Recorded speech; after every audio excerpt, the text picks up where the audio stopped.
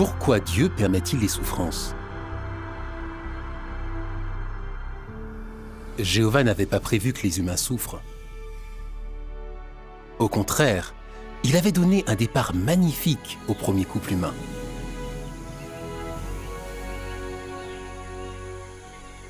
Mais Satan, un ange rebelle, a traité Dieu de menteur et a incité les premiers humains à rejeter l'autorité de Dieu. Adam et Ève ont choisi d'écouter Satan et ont alors désobéi à Dieu. En décidant par eux-mêmes de ce qui était bon et de ce qui était mauvais, ils se sont rebellés contre Jéhovah. Satan avait-il raison?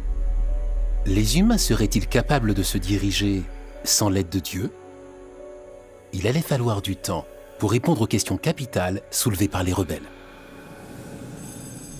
Prenons un exemple.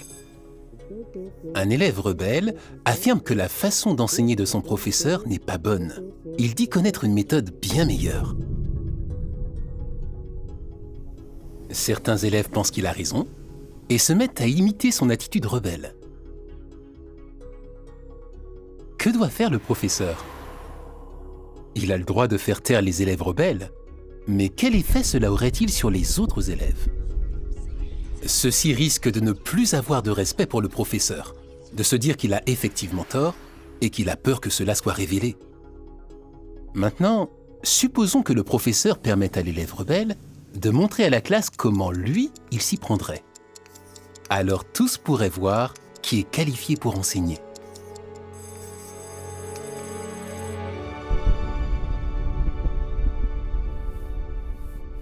Jéhovah a agi un peu comme ce professeur. Satan a défié Jéhovah sous les yeux de millions d'anges. La façon dont Jéhovah allait traiter la rébellion aurait des conséquences sur tous les anges et au bout du compte, sur toutes les créatures intelligentes. Pour cette raison, Jéhovah a décidé de permettre à Satan de diriger le monde un certain temps. La domination de Satan a causé de terribles souffrances. Mais une fois que Jéhovah aura prouvé de façon irréfutable qu'il a le droit et la capacité de gouverner, il réparera tous les malheurs provoqués par la rébellion de Satan. Il n'y aura alors sur la terre que des humains qui veulent obéir à Dieu. En attendant, comment supporter les souffrances? Et où pouvez-vous trouver du réconfort?